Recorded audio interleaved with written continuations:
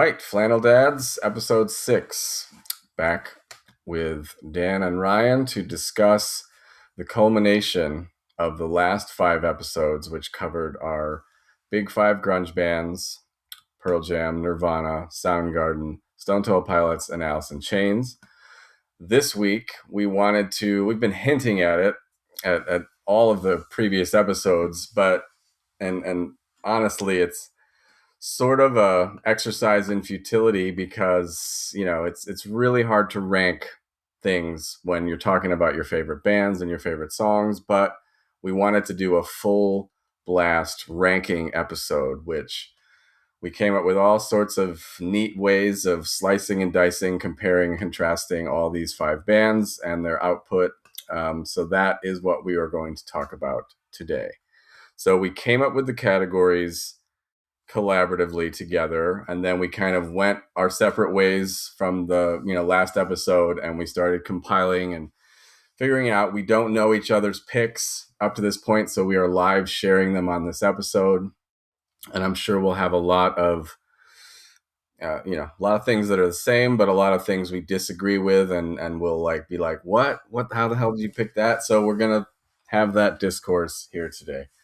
So yeah, I'll let Ryan, anything to add before I dive in? Yeah, just this, like you said, an exercise in futility. It's something that you never really thought about. Past the age of like 12, like to 44 now, like ranking these and stack ordering them and doing all that. So it's going to be it was an interesting activity. Some of the categories we came up with were just absolutely diabolical, like impossible to do, and did it anyway, and had to get creative in some ways to do it. But yeah, it turned out to be really fun. It was I learned a little bit, kind of that I didn't really know. Yeah, So yeah, me too. it was cool. It's a fun exercise. It's a really hard thing to do. Like with these, especially Absolutely. these 5 bands who are so fundamental to my music life and just life in general, right? So yeah, some of these were easier than others. Some were freaking impossible, but got through it. But yeah, this was And cool. yeah, I was and I would say if I did this 4 times a year, it would probably be different, or Absolutely. yeah, a little bit different. I mean, like you said, certain things are no question where it's like, that's easy. I know, this is the top and this is the bottom. The middle is a little harder to It's fuzzy. sometimes, figure out. Um, but one thing that we're going to share and talk about, which kind of helped us learn more about our own preferences and likes. So Ryan came up with this genius idea to produce a grunge league bracketology kind of game setup, and we did this. I used ChatGPT. I don't know what AI bot you conversed with, but so the prompt was, and we can share the prompt in the info for this episode, because it truly was, when you sent it to me, I'm like, holy Christ, there's so much detail in this prompt. Like, it was like amazing how many like layers and levels, and to feed that into AI, it was truly using AI for what it does best, because there would be no other way to organize this on paper, and it Yeah, would take you well, you could, forever. yeah. So I'm going to lightly describe it. Again, this is something that Ryan and I both did independently. We don't know how far we went through the bracket, tournament, or what categories we used for each of the weekly kind of, games, or however you want to describe this. Because again, it's sort of like my point earlier, where it's like, if you ask me today and I'm in the mood for this, I'm going to pick that. And you ask me tomorrow, I'm in a different mood, I'm going to pick the other thing.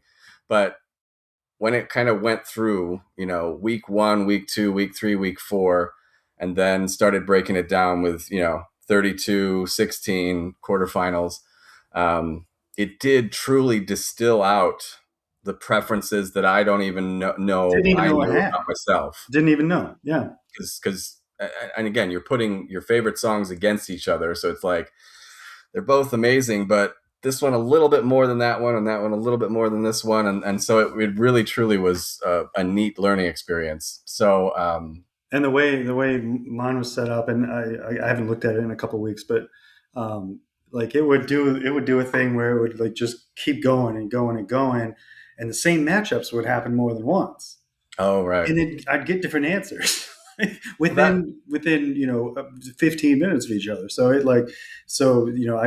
I guess the and again the prompt, yes, it was ridiculous, and I didn't write it. I made it write it for me. I mean, that's how you yeah. mess I that mean, up, I right? figured you did, but you must have fed it enough. Yeah. And I don't. I mean, you're more of a sports guy, so you know do sports brackets and Final Four and that kind of stuff where people are like insanely statistician Oh yeah. level of detail, and so this sounded like that. So I was like, but in the context of music and songs, it was just like cool idea. So yeah, it was fun. So the way that it was built, or the way if you wanted to try this at home, the way we did it.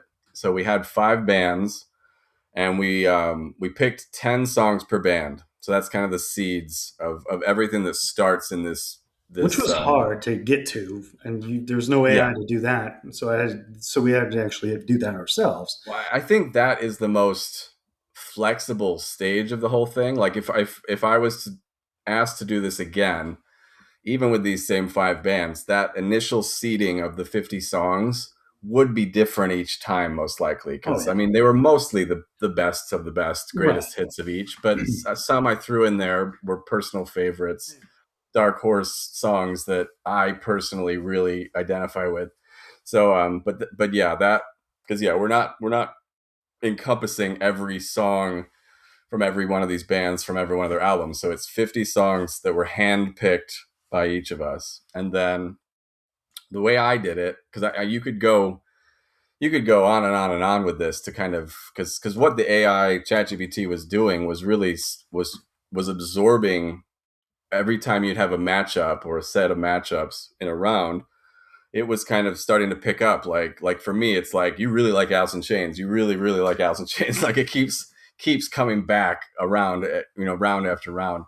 And so it was starting to really pick up on trends early, and then was setting up future matchups to try to find where the weakness is or where that strong suit might not be as strong in a certain category. So it was cool. So mine were first week one was an identity round, is what it kind of called it.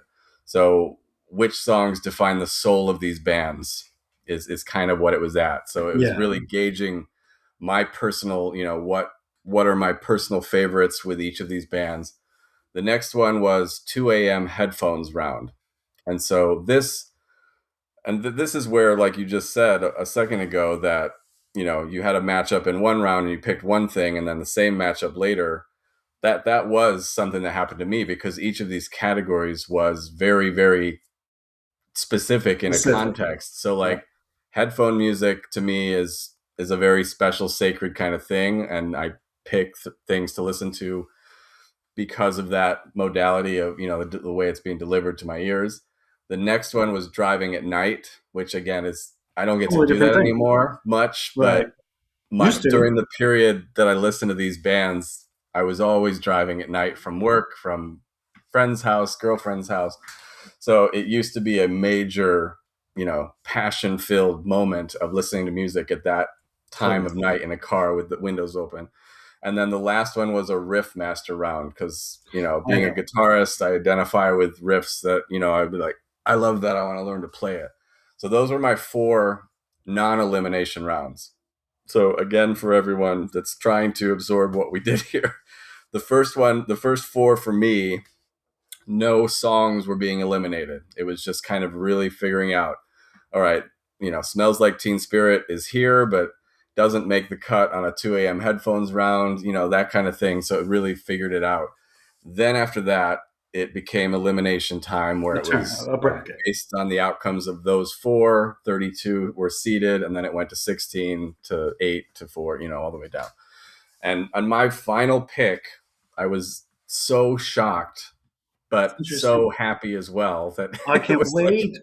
it was like the little, the little engine that could, that you never would have guessed would make it, but it was like, oh, that's fantastic. So it was, so yeah, what were your four or however many um, rounds you went through? Because I'm sure, like I said, you could do 16 weeks if you were freaking nuts and you wanted to spend weeks and weeks.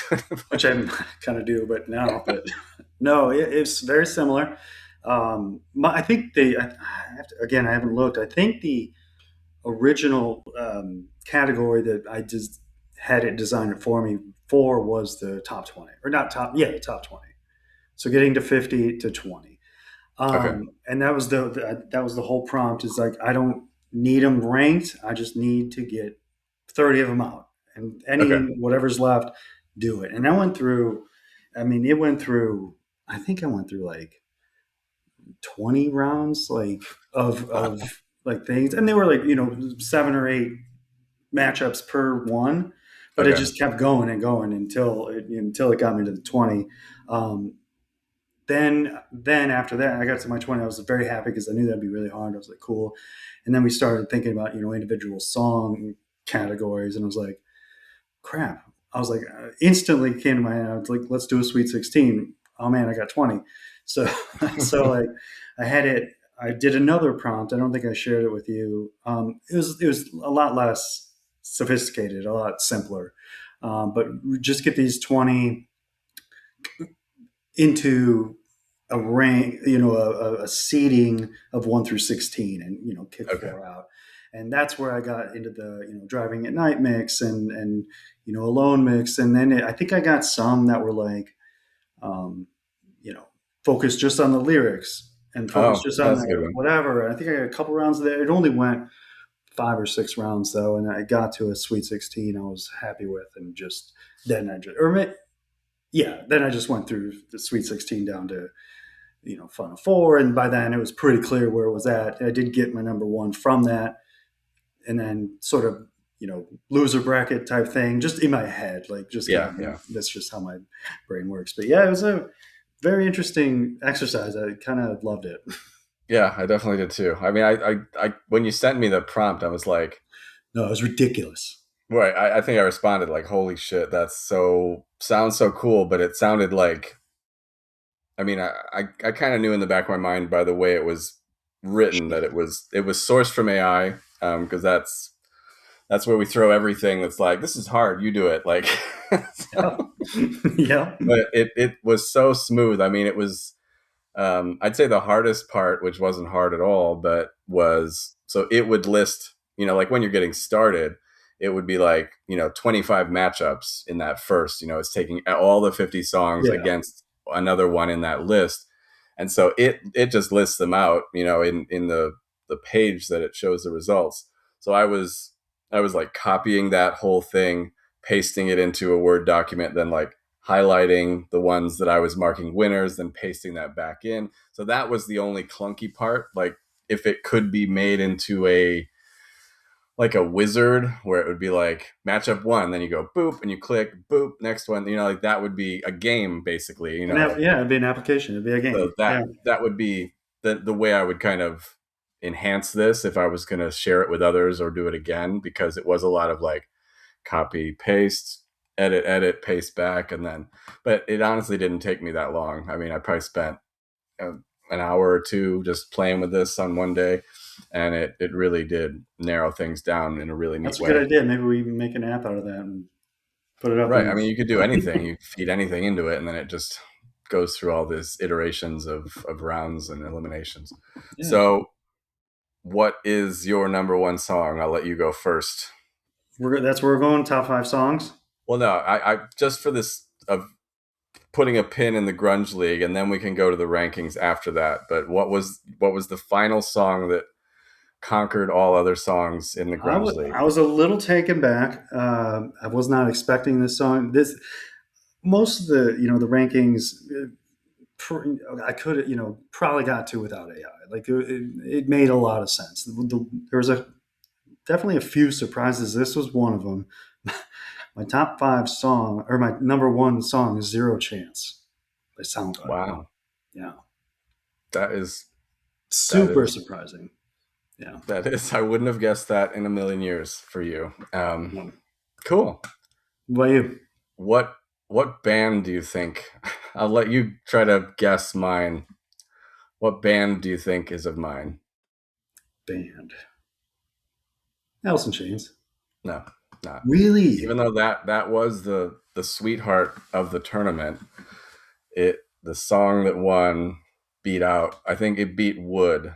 That was the second one. Was Alice in Chains Wood. Interesting. So it was Pearl Jam, and it was Rearview Mirror. Oh, good one. Good one. Yeah. So I was like, yeah, I was just like, I guess I could never let that one lose. Like in every matchup it was in, it was like, I mean, and it did. I mean, because that's like a driving at night song, because it's like Oh my God. That's it yeah. is about that. And Yeah. then 2 a.m. headphones, it's one of those very introspective songs. So it kind of just naturally lend itself to these categories, I think. So that's why it never lost. Yeah. But yeah, I was I love that. yeah. That made a couple of my lists here. That one. Yeah. Just amazing. The one thing I was surprised about, and I don't think I don't know if we'll go through each of our top 20s. Well, I don't know if we'll have enough time with all the other actual like top fives and things. But what surprised me is the distribution across bands Yeah. didn't line up with. I mean, there's only five, so you can't. But like, it didn't line up. Like, out of my top 20 songs, Pearl Jam had the most, and Alice in Yeah. Chains had second, and Soundgarden, then Nirvana, and then STP. But that does not. It didn't end up lining up with my top five bands. So I thought that Right. was interesting. Like, is Pearl Jam top heavy? Yeah. Kind of thing. So I thought that was interesting. So it was cool.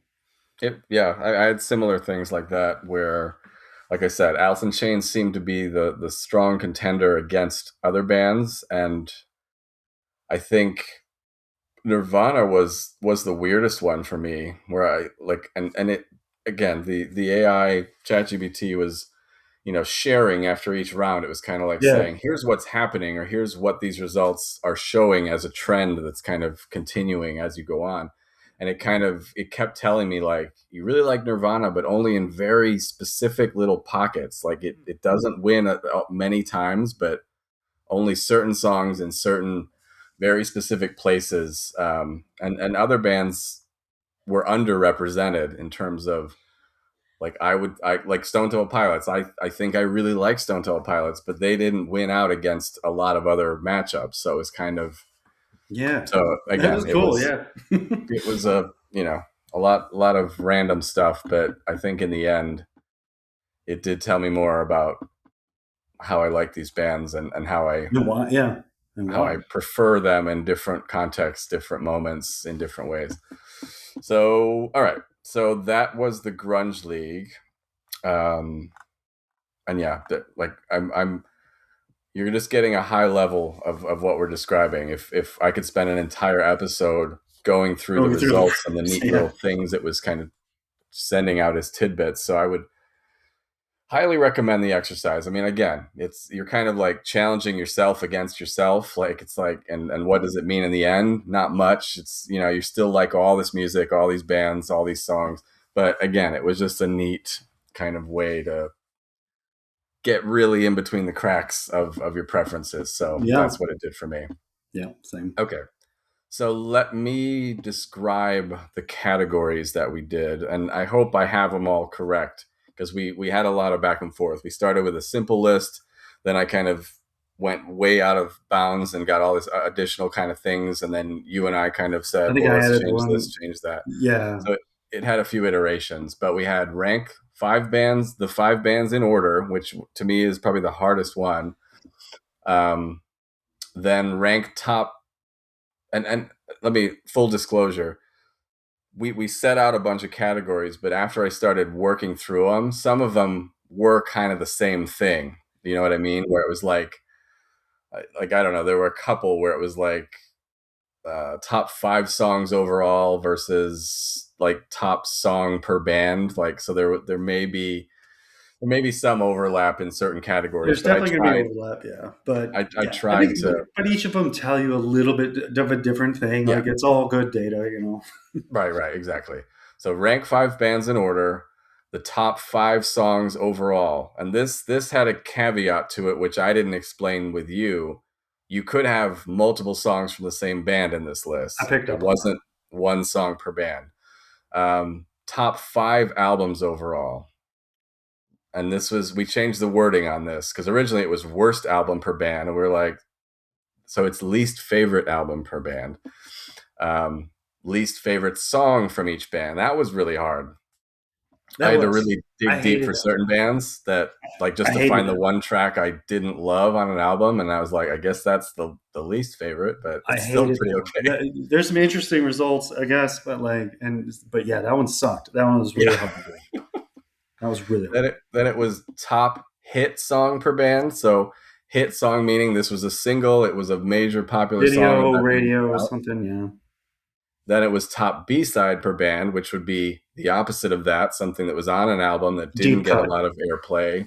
Yeah. And then the third variant of that is top off album track per band. So this is That was a a cool one. song that was on a soundtrack or a Something. compilation or like a not a major album. It was on an Yeah. EP, a single backtrack, something. Um, then we tasked ourselves to make a 20-song playlist. Um, favorite frontman, favorite guitarist, favorite drummer, favorite bass player. Which deceased singer would you resurrect and why? A 5-man lineup made up from members of the 5 bands. Overlap again with the other one, but I think it A little. And then favorite solo album by a band member. was a cool And one. finally, favorite supergroup, including band members from any of these bands. So I don't know how many that was, but it was quite a lot, and it definitely did take me a while to get through all of them. Like I did probably like half of them really quick, and then the other ones that were like Some of the other ones were really favorite song, least favorite album, I'm like, this is so hard, and I tricky, went back and very forth. tricky. Yeah. I Um, think we probably can. Let's just in the time, let's skip over the top 20. We can put that in yeah. Instagram or something. But the other ones, yeah, let's rip through them and see what we get. Okay, and we should go in reverse order for fun to make the final victors of each category. Wait till the end. So let's alternate.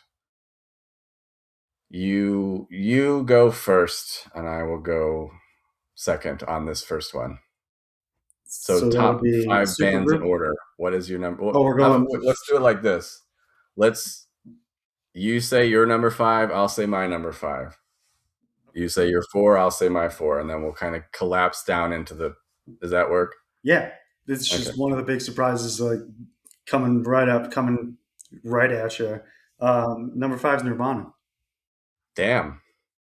Mine was Stone Temple Pilots, which I think said when we had that episode. Like if I like before thinking about it and doing it, I would probably have thought that.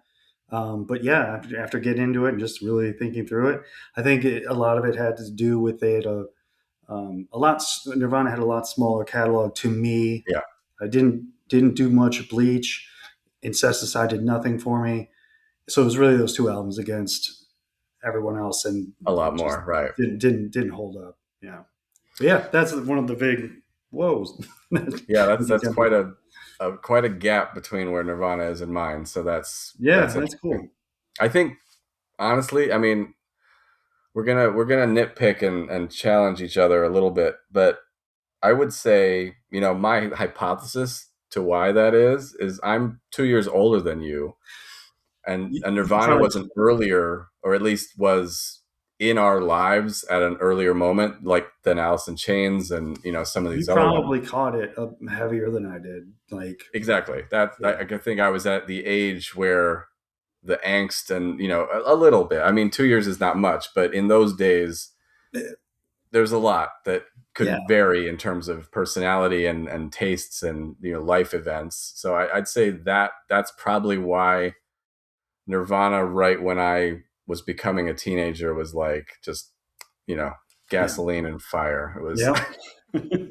Oh yeah, yeah, oh yeah. I'm sure if it would have been the first thing I heard, it would definitely be included in there. I don't know if how much of a difference that would make. It might here and there, but like, yeah, that's definitely I'm sure why. Okay, you're number 4. Soundgarden. Same. So there we have alignment. Yeah, that one wasn't too hard. I mean, and Stone Temple Pilots being at the bottom for me is, I think, just because I didn't listen to them much past their first few albums. I didn't give them the time of day back in, when they were coming out with them. I think that's the reason that they are like that. Yeah, But yeah, Soundgarden, same. They only had a couple albums that I really listened to religiously back then, they, so they didn't they had have as 3, and strong they of a were the foundation. ones. Yeah, and they were excellent, and I still listen to them today, Oh yeah, which is hard. But and then the early albums I didn't get into much. Um, the I didn't really like the first one very much at all. Ultra Mega OK didn't do much. The next one, meh, just kind of whatever. And then uh, uh, they start really hitting yeah. and hit hard. So it's like that one I felt bad. I was like, man, really? And then 3, the opposite end of that surprise is STP is 3. Okay, Yeah. I had Pearl Jam for 3, which was hard. I scrutinized. My 1 was done. It didn't, no contest. But 2 and 3 were where I felt like I was betraying a core part of myself either way. Like, No, either way that happened multiple times during this episode. right. So, but I I I, I ranked them in their holistic way they affected me as a human being, and Yep. that's why I made the 2 and 3 the way they are. So I think the reason STP got bumped up for me is just like I find myself to like now reaching for that more than maybe even I did then. yeah, yeah, I can't explain it. I like sometimes it's just like I just want to listen to Purple or whatever, and I do it, and I do that with all of them, but that one just like a little bit more for some reason sometimes, depending on mood or whatever. right. So I don't know, but yeah, and 2 Pearl Jam. 2 is Nirvana for me. So, but yeah, I mean, to your point, I don't find myself longing to listen to Nirvana as much as I do Pearl Jam. So that was one of the kind of things, like I'm much more likely to listen to a Pearl Jam album or want to hear one of their songs than I will Nirvana. But when I hear a Nirvana song, they just seem so much more consequential, like affecting me. Yeah, Like, I don't know if that, like where it takes me back, or it just hits in such a way that I'm just like, yeah, it's like 0.0001% little bit ahead of Pearl Jam, but it's so yeah, that's my number 2, and it sounds like we both have the same number 1 yeah, I think with it's Alice in the Chains. So worst kept secret of all time that Alice in Chains is going to be one. And I think I had to go through this exercise to really understand that. yeah, I don't think I knew that before we started talking about it. They were just before one to we five, and before we then started this podcast, I never would have thought that, I but would have thought it would be Pearl Jam just like by right, default for some reason, and just I don't know why. That makes no sense, but yeah, once I started really getting back, listening to it all again, and kind of thinking about it, through this lens, it was pretty clear, yeah, which is crazy to me. Like it really is. I mean, it is to me because we probably listened to them the least in that time period. Like, probably. they were not, like we were talking last week when we had that episode on them. They didn't have the videos like Soundgarden and Pearl Jam and Stone Temple Pilots did. They weren't on the radio because they were a little heavier, and so. Um, but something about their music just latched on. Once I had the CDs in my Yeah, hand, I mean that was, barely but that left. again, I think that was probably the last of all these that I would have bought. So to Yeah. have that last experienced band run past all those others that had a longer preceding history is really a testament to how much their music means to me. So yeah, I think. Yeah. And the grunge league, they're like, come on, pick another band. Like you always pick Alice in Chains every time it's Alice in Chains. So I was like, It's like, we got it, dude. sorry, What else you got? can't. Yeah. Nobody can beat those songs. Okay, awesome. So that was rank 5 bands in order. Very difficult, but Super hard. other than my 2 and 3 flipping, based on random mood fluctuations, I think it's pretty locked. Like Soundgarden and Stone Temple Pilots at the end, I'm totally comfortable with that. Okay, top 5 songs overall. So this time I will go first Okay. with 5, and you go. So we'll just flip it every time. Love it. Okay. So top 5 songs overall. My number 5 was "Wood" by Alice in Chains. Nice. Mine was Smells Like Teen Spirit. Cool. My number 4 was "Heart Shaped Box" by Nirvana. Interesting. I didn't know. Okay. I didn't know you liked that one that much. I like that one a little bit more than "Smells Like Teen Spirit." Wow. Okay. I love that. Yeah, I Mine don't was know why. Rain When I Die. The lyrics are freaking weird, and I just always am like They're very still thinking about them every time I hear it. Yeah. 4 Number was Rain When I Die. All right. You go Awesome. first? No, I did 4. Now you go 4. Oh, Yeah. Rain When I Die. Excellent song. Yeah. My number 3, "Black Hole Sun," Soundgarden. Good one. Bleed the Freak, Alice in Chains. Okay, you're very Alice in Chains heavy. I have 2 Alice in Chains in my 5. So I got 2 in my 5. That's the last one. But number 2 is "Man in the Box," Alice in Chains. yeah, and that's the one I can't, I don't know how, like, that didn't make this list. Like, I'm like, what? Like, that's one of the ones, like, what? But mine's Alive, Pearl Jam. Okay. And then my number 1 is the one from the Grunge League, "Rearview Mirror," Pearl Jam. Yeah, mine's Zero Chance. So, but yeah, real big surprises there at the top. It's so, because both of those number 1s are like completely out of the ballpark of the other 4. Like the other 4 Yeah. are mega hit. I mean, at least mine. Yours were. I mean, you had "Rain When I Die." That's a little bit of Bleed the Freak's a little bit of a deep cut. a little bit of a B-side, but yeah, that's so surprising. Our number 1s were so out of left field. That's really cool. Which I thought was cool. Yeah. All right, top 5 albums. So you go with your 5. Number 5 is Purple. Cool. Mine was "Down on the Upside." 4 was Down on the Upside. 4 was "In Utero" for me. That's starting to make sense. 3 was Facelift. 3 was "Purple" for me. Oh wow! See, that's higher than I would think. I know. Well, I think as an album, It's ridiculous. cohesive It's album, so that's where I was rooting these rankings, and that one is I don't think we did favorite album per band, right? Or we may have done that, and then we were like, well, this is basically going to be it. Yeah, we didn't do. But Purple is well, we did. I have it on my list. It was on the list, but I mean, it's basically this, right? It's the same thing. But Purple is my favorite, culmination. Everything they were doing was exactly the way I wanted it to be in that album. So nice. Yeah. 2 was 10. 2 was Dirt for me. 1 was Dirt.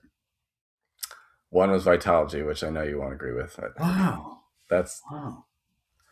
Every time I put on Spotify, it's like, do you want to listen to Vitalogy? Sure. Usually what you want, so here it is, just in case. Every single time I open Spotify. That's an upset. Yeah. I mean, that's interesting. Yeah, I felt some sort of way not getting verses on this list. Vitalogy never really even kind of crossed my mind in this. That's interesting. It's always been this, like, where I enter this weird void when I go into that album, like, and everything about it scratches all the itches and speaks to me in all the languages I need to hear. So it's like, it's magical, and I can't explain it. Because that's awesome. Yeah, it's cool. Okay, next one was not as hard as I thought. It was for one of them. So this is least favorite album per band. So what are we doing? I went with you. You're going first on this, right? I can. Yeah. And you may be clarifying what I'm also going to clarify. I went with studio albums, just straight up. I did too, I the think other caveat, which I felt was the only fair way to do it, is I'm not considering the albums with different singers because that would be too easy to just say it's one of those. So yep, I constrained myself to the core member albums that were studio albums. I did Yes. too for this one. Yeah, that's Yes, so yes, for that's this going to one in line up particular. great. Perfect. So number 5 is No Code by Pearl Jam. Well, So did these you? aren't really ranked in any order. It's by So band, right? yes, So Pearl. We can start with Pearl Jam, No Code, yeah. easy. Next, and this one was the hardest because I really really like this album, but it was just the least one, I guess. So that was the self-titled Alice in Chains with the tripod dog on the front. Try mine too, which was insane because that album. I love that album so much, but I I wasn't felt gonna. guilty. I I wasn't felt gonna guilty get writing it into. down. Yeah, and I wasn't gonna count Sap because that's not really an Right. album. Even though I always felt like it was. I always treated it like it was, but it's not. Yeah, so it's Tripod, which is, oof, but yeah, Tough. The tough. others I had no problem with, but that one I like was like before I went to bed. I'm like, it can't be that one. It can't be that one. But I Yeah, couldn't find another one that was a contender. So Soundgarden was Louder Than Love. I just really don't like that one. I've listened to it a bunch of times recently, and I'm just like, I Just- do not like it. So yeah. Mine was Ultra Mega okay, and I find them okay, both. I find them both, just I noise found and a little to love in Ultra Mega, but Louder Than Love was annoying. Like the way the songs are and the way he sings, I'm just like doesn't the work way at he all. So, sings in both of them just drives me crazy. They don't like yeah. he doesn't let loose, and he's not the same guy. No, it's Like, yeah, so too high all the time, and he doesn't. it was It's gonna. It was very always gonna be one of those two. It was never not gonna be. STP Shangri La Di Da was the one I really just couldn't find anything I wanted in that one. There's a couple on there that, but mine was the first of their self-titled albums, the one with the peace sign The on it. peace sign one I that like that was one just a shade less, I think, than the Shangri La Di Da, but both of them, I mean, they were never going to be at the right, top of the list. So, yeah, I think that's easy. and then Nirvana probably have the same Incesticide, Yep. just a bit of a mess. Not really any Yeah, courtesy. and I don't know. And I went back and forth. It's like, does that even count as like a studio album? It's But I not mean, really but it's kind of is. There's most of it or all of it is songs that don't appear on other right, albums. Right? So I but think that counts. Yeah, I think they were like collections of live demos performances and or stuff. recordings in random places. So it wasn't like they all got together and said, you know, we're gonna make an album full of songs. It was like they picked They this just this yeah. thing, and I think members were different on different songs. Like they had some had Dave Grohl, some had another drummer, Oh some had right. this guy. Yeah. It So was a that's mess. why I think it feels like a It's mess. a hot mess. Yeah. I like a bunch of songs from it, but just as an album as a whole, it's my least favorite Nirvana. All right. Good one. Least favorite song from each band. So this was hard This was hard. um, This was really because hard. um, I mean not for a few of these, but okay, what is your Pearl Jam least favorite song? It's sometimes Which album is it's that from? it's the first song on No Code. Ah, I remember exactly where I was when I listened to it, and immediately I knew something was wrong, and that's why I picked it. I'm sure I could find some other songs that are worse songs, but that one, like immediately, like in the car with my headphones, I was like, "This something's not right," and turns out I was correct. And 35 years later, whatever. But yeah, it's sometimes. mine is Do the Evolution. I I just don't, I really hate it. I I hate that hate it song. so I much. fucking hate it. That's a good one. I hate that song. You're right. Right. Well, like sometimes I kind of remember it when you say it, and that one's just kind of disappointing. But Do the Evolution to me is like, God, turn Yeah, this fucking song off. I it's don't want to annoying. hear it. It's Right. annoying. Something about the way he sings or the But guitar is just kind of not doing it. But nothing works in it. Like if I no, remember correctly, hopefully my ears won't let me listen to it anymore. yeah, I Like, was appalled when I had to replay it. I was like, God damn it! I knew I didn't like. I mean, because it's got a cool it's name. That's what always drew me to it. I'm like, and I think it had a cool animated video too, like that won awards and so it had like a lot of hype around it, but I was just like, no, nothing good here. Yeah, Um, good one. okay, Alice in Chains, and this one I had to dig. I hated this. I picked Frogs. Yeah, I kind of I think I heard you say that. Um, And the only reason, and it's a good, like, if the song, it never would, but if a song came on the radio, I wouldn't turn it off. right, But right, like, right. It's a bit of a weird bit in I that had to, album. I had to really squint to do Alice in Chains. This was really hard. That was the hardest one of all these. But it's Mine was just, also from that album. It it was was, just, it was a very long song, it but was. like, and nothing really happens during the song, so that's the only reason. Yeah, it was a It's, bit of a filler. I mean, it felt like the guitar was just kind of like a yeah, monotonous kind of thing that just kept yeah. going and Yours is going on and that going. album too, I'm guessing. Yeah, so close, which I didn't even know. I had to Yeah, really kind of I'm gonna pick have to go around that back and album. listen to it just to remember what that one is. It's Yeah, a very forgettable, yeah. nothing, no, There's no no like, cool yeah. riffs. There's no bad Alice in Chains song. There's less memorable. Like Right. that's those Like are no, two. no, Yeah, no Lane singing anything. Like it's just kind of interesting. okay. And Jerry's not doing anything exciting on guitar. So Yeah. it's, but yeah. Soundgarden, which one did you get? So this is cheap, and I understand that. But on Ultra Mega OK, there's a song called "One Minute of Silence," which is exactly what it says it is. And I think I'm just like pissy because like you didn't earn the right to do shit like Yeah. that. Not in the So first album, what right? are you doing? Not on your first album. Right. So that's what it was. Yeah. Mine was full on Kevin's Mom, which is, I think, Louder Than Love. Yeah. It's That just fucking interesting. annoying. Yeah, no, it's yeah. Yeah, I know that one. That one's yeah, good one. Not my thing. Yeah. Stone Temple Pilots. I See if we picked got the same one. I'd be surprised. I bet we have the same I bet it's off the same album, but it's off of Tiny Music called Pops Love Suicide. I don't know that one well enough to have picked it. It's just an annoying, a I could bad dig it. album, like not a good album. Right. Uh, I have some ties to it, just whatever, but like not a good album. It's not, and that's the one I deemed the worst on the album. I picked Days of the Week Oh fuck! because I Forgot about that piece of shit. Good one. Oh man, that one sucked so bad.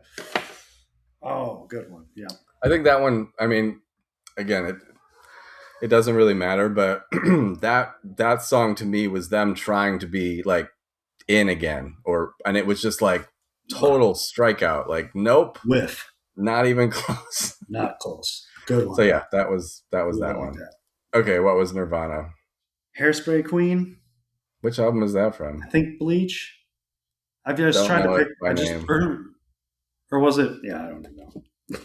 That Nirvana was hard too. It was because even they're like, and when I was young, listening It's to it's a song. okay, when I was young listening to Nevermind, There's no. I used to, like I've always said, I was a bit of a a hit whore, so I'd be like, I'd skip around the album, I'd play Sure. "Smells Like Teen Spirit," "In Bloom," What "Lithium," 10-year-olds, 12-year-olds the do? big ones, Yeah. and when it would hit one of those ones that I wasn't familiar with, I was like, "Ooh, no, skip," and I would get off of it, like "Territorial Pissings." Was a Mhm. very abrasive punk, like huge, loud song. I never used to like that I never then, but listened to now it, I but I'd really love it. skip every Yeah, time. But now I don't do that it's a anymore. I was like, banger okay. now. So Oh yeah. I kind of had to explore that duality of like used to be one of my, but now I I do get the it same now. thing with like something in the way. I was just like didn't listen Right. to it until like 2004, and I was like, holy shit, that's a cool song. And I was always just like, boring, skip. Let's go to Breed or something. Like yeah, that's crazy. Absolutely. Yeah, because that one there's barely anything happening on. It's like barely above spoken voice, Yeah. and And I there's didn't no appreciate that at guitar. that time. Right, I right. had no time, no patience for that. Now I get it. I think their Unplugged also raised the profile of all sorts of random tracks that you never Yeah. gave the time of day, and then you're like, Wait a minute, that's Yeah, that that. too. Yeah, So that probably did some of that, like Polly and things like that Polly. Yeah, that's yeah. when they were unplugged. It was like I like that way more than I did the first time I heard it. Yep. Um, okay, Nirvana. What was your pick? Or you already picked it? I have to tell mine. Yeah.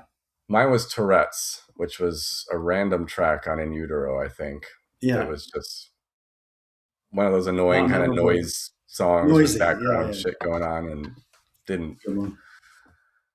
And I was thinking because Pearl Jam, like notoriously after 10, used to put like random joke tracks, like rats and bugs and the girl that's talking about her mop and being beaten, and it's just like they'd always throw one of these fucking random things that wasn't well, I'd say Rats is a cool song. That isn't quite what in the same category as Bugs and Bugs or yeah, the yeah. Hey No. Foxy Mama, whatever stupid long title that other one is.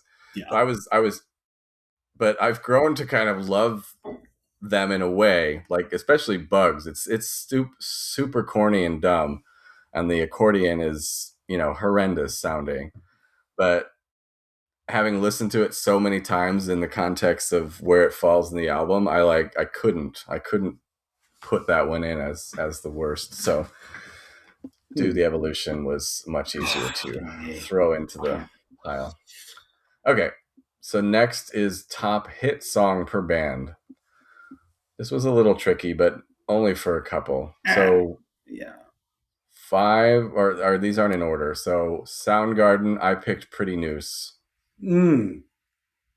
I I picked think I Black Hole said that. Sun, but Produces was the other one. I was Which one pretty did you pick? Black Hole Sun. Okay. I think the video threw that one over the top for me. Just like what is that? Yeah. Yeah, that would have been the other one if I was going between. STP was Plush. Mine was Interstate Love Song. Yeah, same. It's like six and a, like yeah. It's these they're are both so they're both close. my favorite like guitar riffs of that band to play, which is why the That's Plush why. I That's like. exactly why I picked it. Yeah. Yeah, they have extra layers of connectivity to me because the guitar, um, and I like to sing both of those too. So yeah, Plush just barely beat that one out. Nirvana was Smells Like Teen Spirit, just Same. for the sentimental origin value. Same. Alice in Chains was Man in the Box, Same. and Pearl Jam was Black. Mine was Animal. Nice. I have Animal in somewhere. I think in That, my playlist that or was the hardest somewhere. one because like it could have been Black, could have been Jeremy, could have been even Flo. Like they had a bunch of like a bunch of that you Yeah. would call hits, and like yeah, yeah. Good. Um, yeah, Animal is in my. We're not talking about the 20 song playlist, but I do want to acknowledge I did my 20 song playlist not from the Grunge League, and I just picked the four songs from each band. So I was being very democratic Oh, and I like equal. that.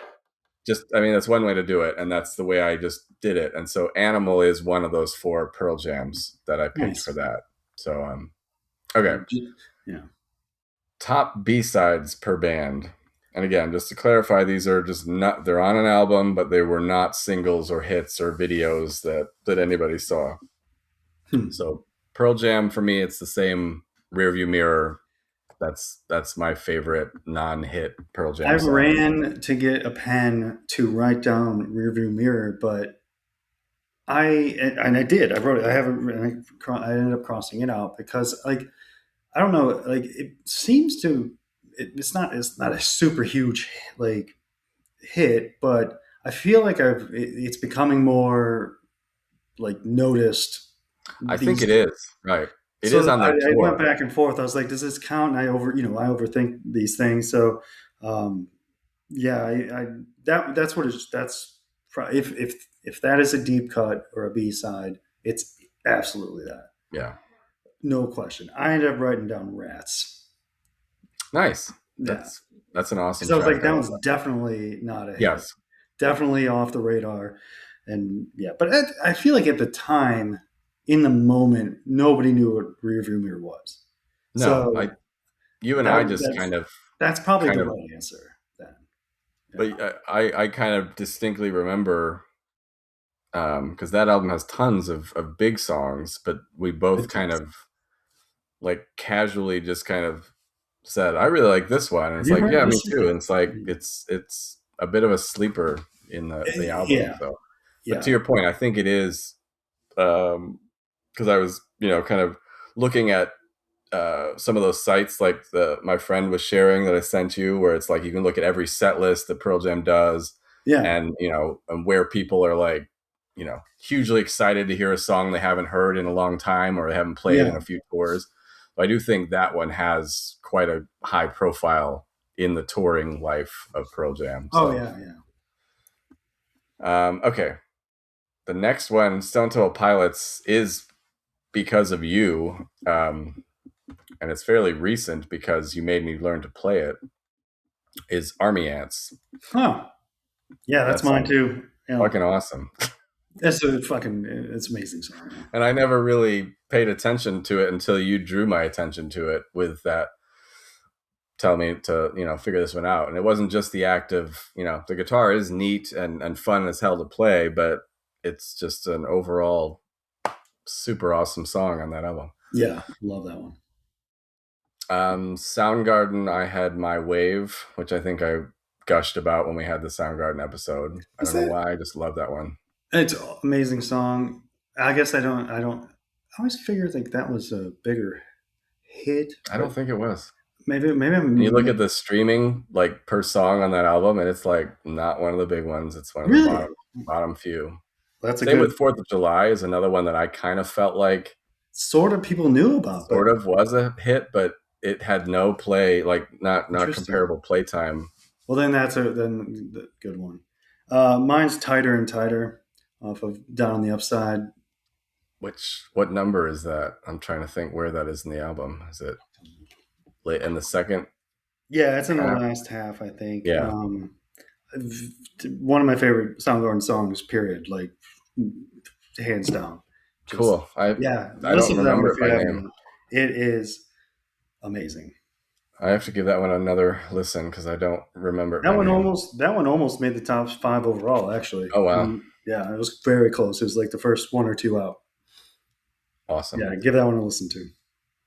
Nirvana, I picked Serve the Servants, the Good opening one. track on In Utero. I just always thought that was a great way to bring in that album, in terms of I always felt they because Nevermind was very, hard hitting in a lot of ways with the drums and the dynamics of being like starting soft and then cranking up the distortion really loud.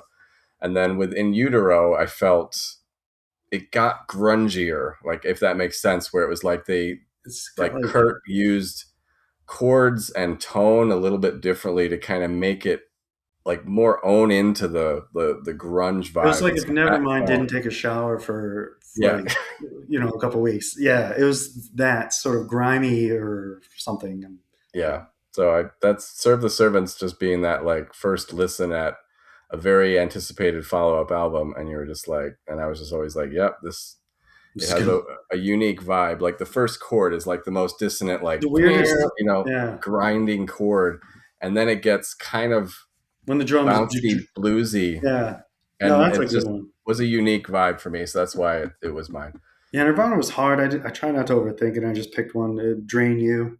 It's Yeah, a that song one's I liked more than probably most people did, or at least my impression. But yeah, that's yeah, that's one that was. I would have thought that was a hit because I liked it so much, but I don't think it is. oh, But if it is, yeah, no, I'd be it was surprised. not. I don't think there was a video for that one, and it was not a single. So, but to me, it felt as strong of a song as Lithium and In Bloom, Yeah, and it felt like it should have been right there, and so it didn't feel like it was recognized as such.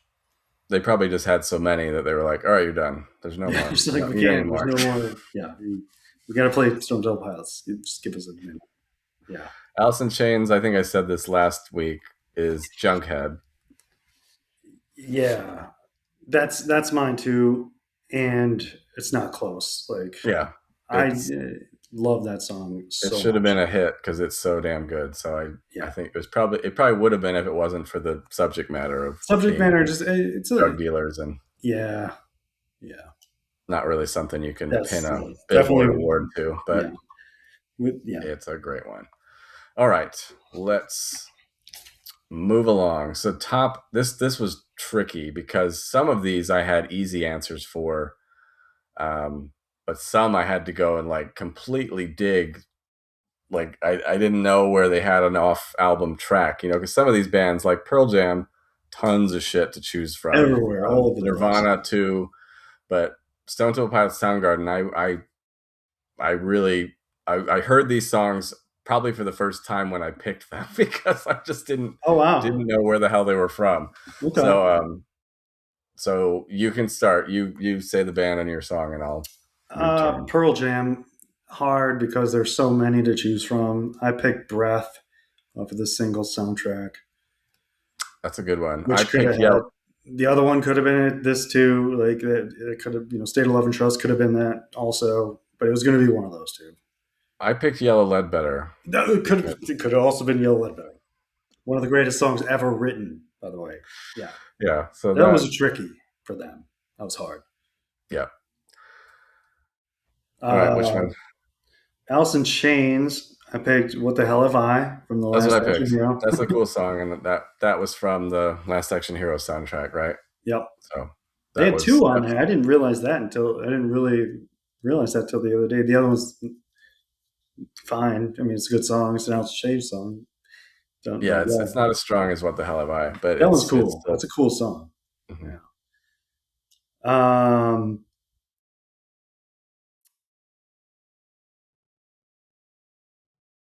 Where? Oh, I was looking at the wrong thing. Nirvana. I did the "You Know You're Right" because that one That never got to yeah. make an album. I think that's maybe, but I don't. Yeah, I didn't know what other sources to like. Look. That one instantly popped in my head. Wrote it right down. That was that would have been the next one, but I picked Sappy. I don't know if you know Sappy, but I have a long history with Sappy, and this is where I want us to show the cover of this album. So I don't know if you remember this album. It was called No Alternative, and it was a compilation of all sorts of cool bands. So it had some Smashing Pumpkins on it, Soul Asylum, Urge Overkill, Soundgarden, Nirvana, The Oh, Breeders, and it had this cool image of like a little kid, and it says "No Alternative" in black and white letters across his eyes. Do you remember that at all? you had that? I had the physical album, yeah. It rings a bell, but I must have been just like saw it in your collection or something. Yeah, and the funny thing is, I remember owning that before I went to school at Purdue, and it coming with me. I don't really remember how many CDs I brought with me to college, but that was one of them. So that must have meant it was because I didn't have endless storage space. Sure. But the funny thing is, on that album, when I had it, it called the song "Verse Chorus Verse." And that's a different Nirvana song that is also not on any album. And so I think it was mislabeled on the back of the album. And so I Interesting. forever, like I lost that album, or when CDs got, you know, put into bins in the basement when we could stream everything or MP3 everything, I was always looking, and I'm always like, verse, chorus, verse, and I'd find it and I'd be like, that's not the fucking song that I really liked. So it's called Sappy, and it doesn't. I don't even think they say sappy. He says happy a lot in the chorus, but yeah, Hmm. listen to it. I will. It's one of those, like I was just saying, the dynamics where it like starts without any distortion, and then it goes so fucking hard on like one beat to the next, and it's I like so great, I like love like when you do that. Smells Like Teen Spirit, like same kind of just quick change, and it just like if you have it on loud in your car in your house, it's just like it's masterful. Hmm. Love it. All right, and we are approaching an hour, so we will We let's could make some probably. tracks. Yeah, we can probably get through these. There'll be less because these are more singular, not each band. Yeah. So, So yeah, Soundgarden was Birth Ritual off of single soundtrack. STP was Dancing Days, which is a that's a cover good song. Damn, I cover should on have picked some that Led one. Zeppelin like tribute album. Yeah, yeah, yeah. I had that one, the physical copy too. I Yeah. should have picked that. Um, I picked "Live to Rise" by Soundgarden. I guess it was on some Avengers Really? thing, and I was like, I mean, I don't ever watch any of that Marvel shit, um, but it was a cool song, and it must have been around when they came out with what's the Yellow late album. Uh, yeah. Um, You know King it. Animal. Yes, that Yeah. one. Um, so it must have been around that time where they, got back together and they started making new music because it is not from their '90s days. But that was that one. And then I found this STP song called "Only Dying," which again I was scratching at nothing to try to find because they didn't have a ton No, there was of not much. things that weren't on albums. There So, wasn't much. but Dancing Days, that is a frick. Remember that one? I remember we used to listen to Yeah, they that. did a great job with that cover. Yes, it did. All right, favorite frontman. This one, I these were a little bit tricky because I picked favorite frontman based on a number of factors, not just like my favorite, but all sorts of like longevity and personality and how they are in different situations other than just like music. So I picked Eddie Vedder because I think to me he's the most like well-rounded, like prolific touring prowess. He's a great personality, especially around Chicago. He's like a huge Cubs fan. He's always at Wrigley doing all these cool Cubs events and things. So it's like I just had to pick him, but so yeah. Yeah, no, in the being there, that yeah, that matters. Like with all the Pearl Jam dads wearing their Right. 2025 Pearl Jam tour shirts, like yeah, that's yeah, they probably get more like just play there. Who listens to the radio, but you just probably hear or talk about them as Right. much. That makes some sense, for sure. And he's had quite a few notable, like Howard Stern interviews, late night TV interview appearances. He had a big thing with David Letterman where Letterman was obsessed with him and kept like taunting him to like come. Like I don't know if you've seen those early Yeah, videos. Like Dave was a huge fan of like 10, and he kept like baiting like Eddie to like come, and he does come, and he's like this cool secret appearance that he made, and it was just like, so it's like those kind of all those little tiny little bits of his personality exuding through pop culture is why I picked him as, because when you think frontman, you think like Mick Jagger or someone that just has that soul and show off nature of being that front man. But yeah. that was again, so I'm overselling my pick, but you can go ahead and tell me yours. mine was Chris Cornell. Um, and I think we're probably thinking about it in the same way. Like it was holistic. Like Yeah, you had the Soundgarden, then you had Audio Slave, and the Mad Season, and just like his solo career, and like he went on longer than a lot of the other guys. Not Eddie, but did experimented in different things, and he could play guitar, and so that played that helps put him up there. So yeah, it's Chris Cornell, and honestly, it was not super close, really. I think the guitar playing and just the live performances and stuff that he did just solo by himself or with right. pieces of the band or this, and Audio Slave played a big part of that. So yeah, Yeah, no, that's great. Good pick. Favorite guitarist, I picked Jerry Cantrell. I wanted to. I picked Mike McCready. I knew Just you would. more of my style. Like he plays more like how I want to play. Hmm. The bluesy and the the pentatonic, how he does, and that. So I picked Mike, and was hard. That was I had hard. a strong suspicion that was going to be your pick. Hmm. Um, and I mean, yeah, this one to me is, I mean, probably like it is to you because you kind of said Mike McCready plays the way you would like to play. Since we're both guitarists, this was a more personal category, I guess, in a way, Yeah, because, um, and so I went through each one because I was like I really love Kim Thale's like yeah, exotic sounding solos and stuff. really Kurt interesting stuff. Yeah, Yeah, Kurt Cobain is more like a raw, unbridled kind of guitar energy, which sounds cool, but I never I don't know, it never quite clicked in the way that I play guitar, I guess, is because same. and so that was why I didn't pick him.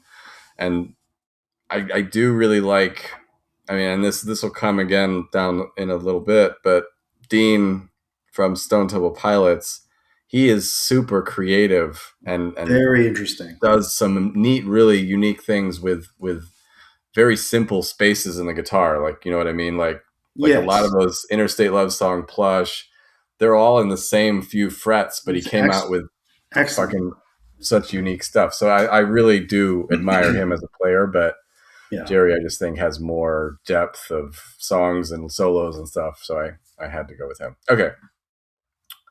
Favorite drummer.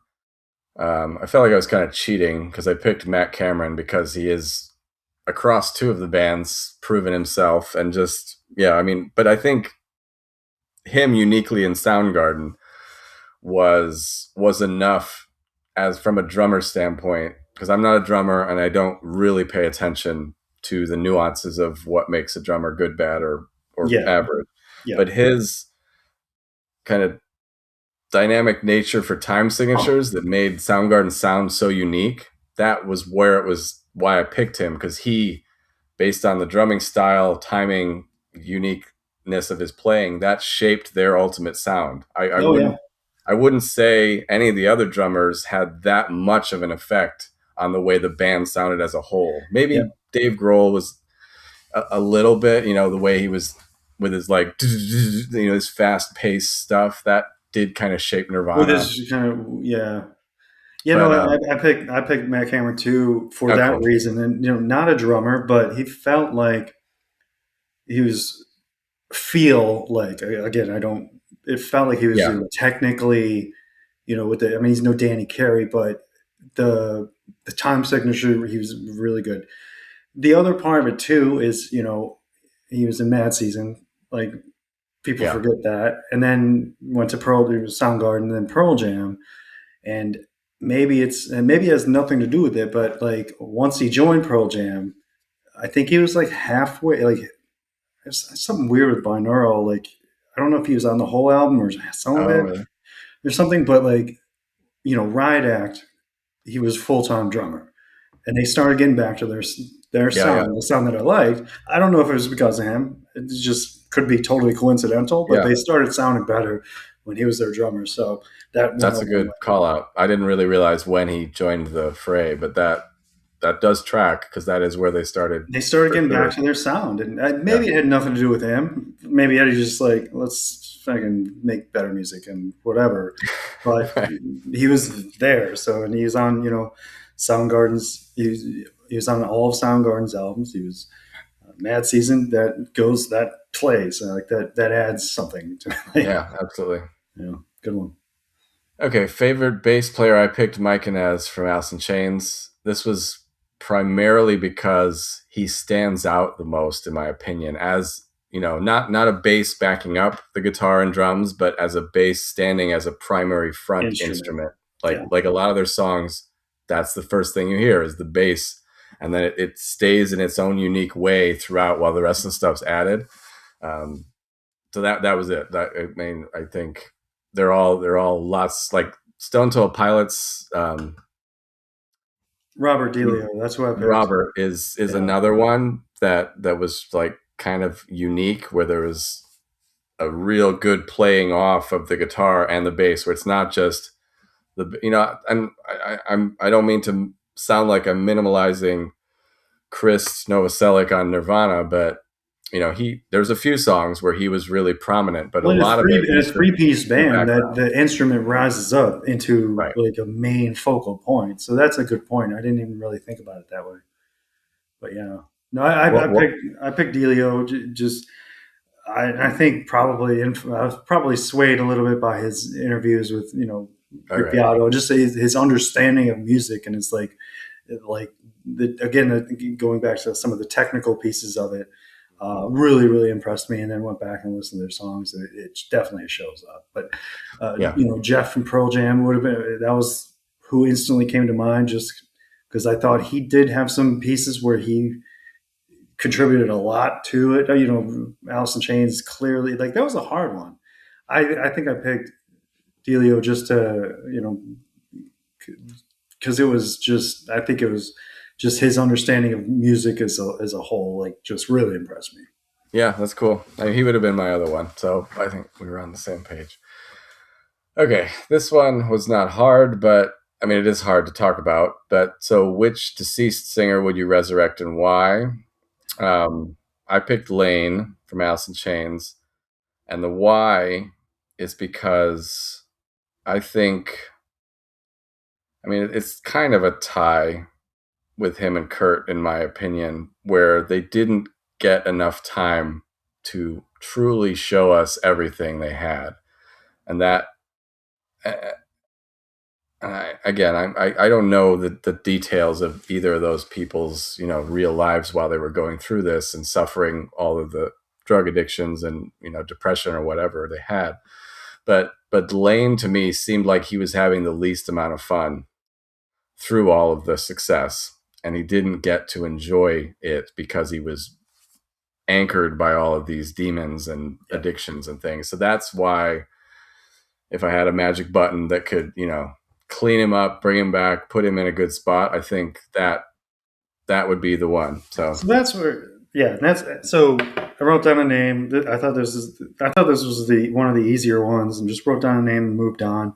Had my on my list and felt good about him, and then just like we had a couple week off, and this one just kept like coming up, and like I couldn't shake it. It lived like rent free in my head, and I was like, okay, that makes sense, but and you kind of clarified it. It was like I think I needed more guardrails on mm, what the question seemed simple enough, but are you bringing them back then? Are you just like stopping their death somehow and letting them continue? Are you bringing them back now?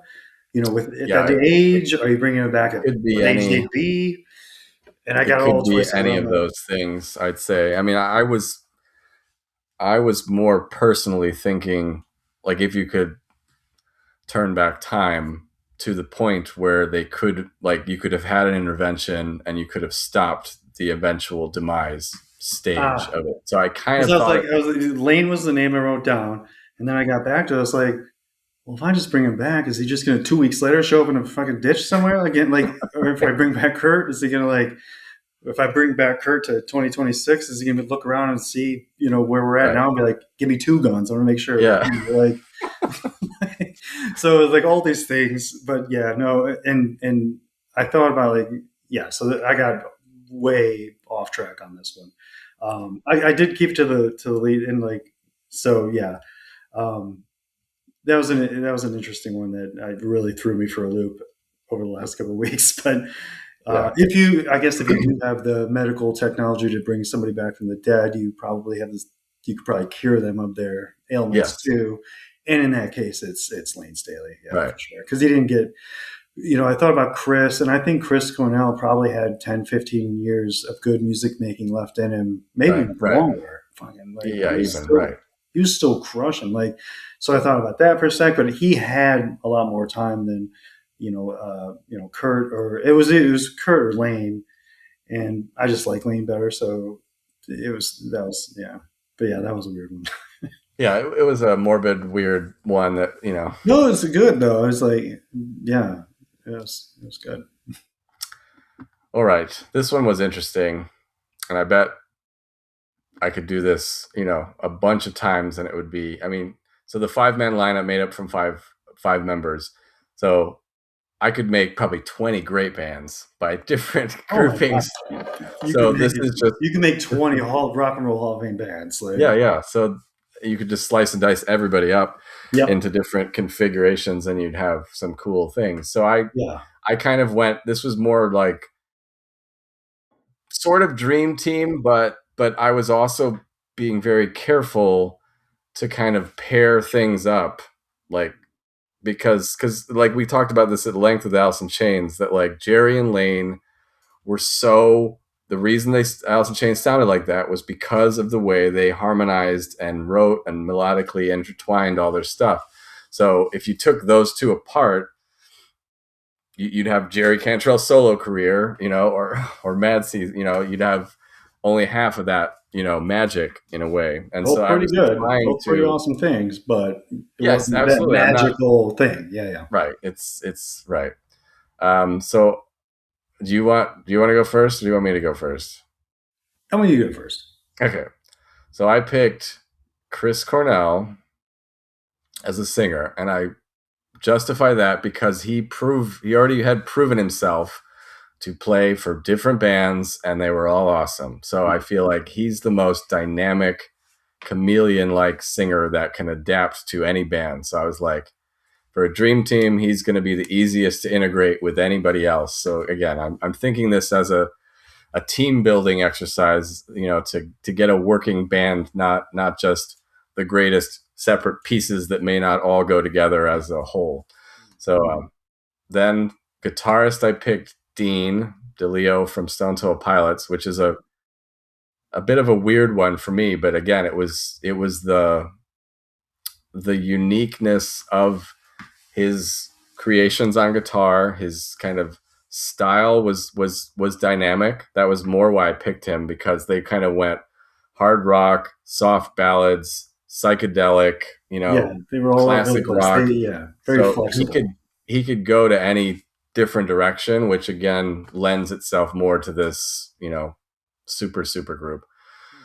Then, since you said five, and you only need four to fit all the, the main spots in the band, so I picked a rhythm guitarist, and I picked Stone from Ah, Pearl Jam, good one. because I always felt, in Pearl Jam He was an they were excellent always rhythm playing guitarist. different things that just blended together. It Ex- wasn't just someone playing the top of a D chord and someone playing the bottom of a D chord. It was like different riffs, different, rhythms of the guitar, and it just like blended so magically together. So that was that was why I picked him on backup rhythm guitar. And then I picked Mike Inez for bass, just because I think he played for Ozzy, played for Alice in Chains. He's probably playing for somebody else now. I don't know what he's up to. But so again, dynamic, cool, a lead bass player that brings his voice through to the music. And then I picked Dave Grohl as the drummer because again, he's played Foo Fighters, Queens of the Stone Age, them Crooked Vultures, like endless bands, and they're all freaking great from a drumming rhythmic perspective. So again, that was the way I framed this, as I love it. the most cohesive pieces to fit together as a whole. And so, yeah, what do you got? So Chris Cornell, I brought over Mike McCready, Cool. Jack Cantrell. So right Nice. there, you have two Yeah, that's singers and three guitar players. So the fucking you got the opportunities Eagles. are endless right there, and you could do. So right there, I knew this is the happiest like of all the things. This is the one I'm more happy about. I look at it, I'm like, yay! I would love to. And then I did bring over from my favorite players, Robert DeLeo and Matt Okay. Cameron, just because of their kind of grounded. I feel like the grounded, clearly music theory, like they understand Yeah.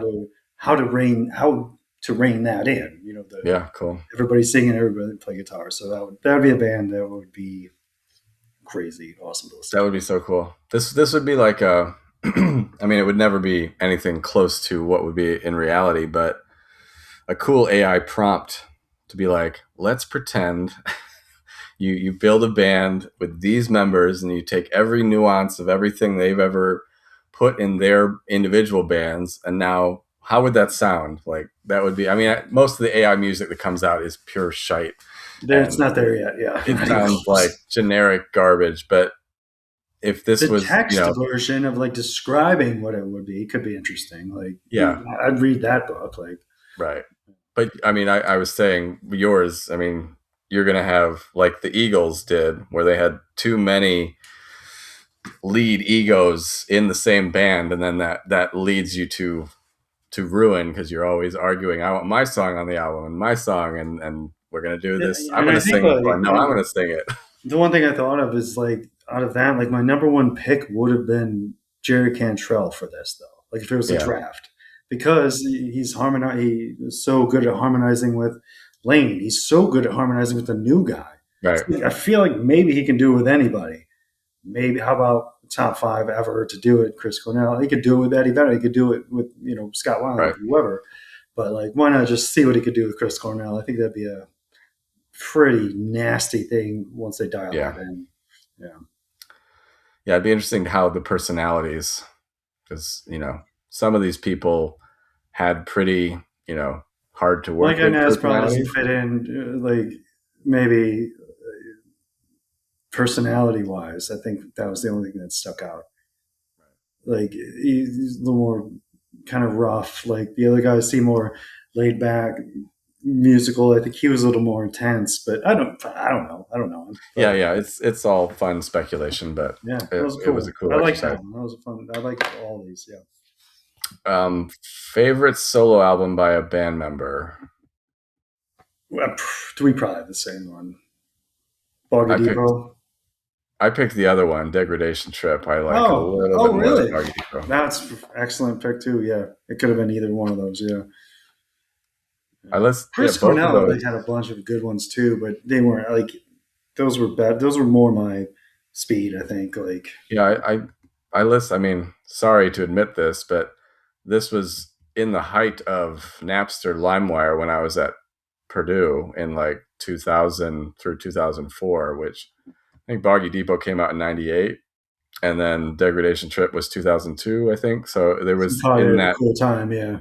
in that period, but yeah, I illegally downloaded Degradation Trip. Sorry, Jerry. Back then, I've since bought it on CD, so I do own the physical copy now. But that was kind of I'm telling you this because that was why I listened to it so much because you were there was what streaming didn't exist, so I know people born after that period can't even fathom You that. can't even understand. Yeah. But so when you got an album that you I mean, I guess I could have gone to the mall and I could have bought it, but it was a try before you buy is really what it was being used for primarily, at least for me. If I really loved a thing I downloaded, I'd go get it. I get to own it. But if it was shit, I'm like, thank God I didn't waste my money on that. So it was filtering out stuff. But that one, I listened to it and I loved it and I kept playing it. And I remember back then it was such a crapshoot where if the file name was not named correctly with like the prefix number of the tracks, then you'd get the song in alphabetical song order, and that wasn't the way they're supposed to go. It's And not so the way you wanted it. Yeah. you sometimes had to reconstruct it and relabel the files so that they would be track one, track two, track three. So I remember that one particularly. It came across all wonky. I maybe a song or two didn't finish successfully because if you remember, we used to do it by song. Oh, yeah. This was before it was like full zip files of albums. This was like I had to get every individual track, and then sometimes they would fail. And so, yeah, that one is They did. such a strong memory of the worst of Good that one. No, that's a LimeWire good or one. whatever platform it was at that point Oh, in 2002. Um, yeah, so fun. that's a good one. Okay, and then yeah, this one we probably have the same favorite supergroup, including band members from these. Um, Audioslave.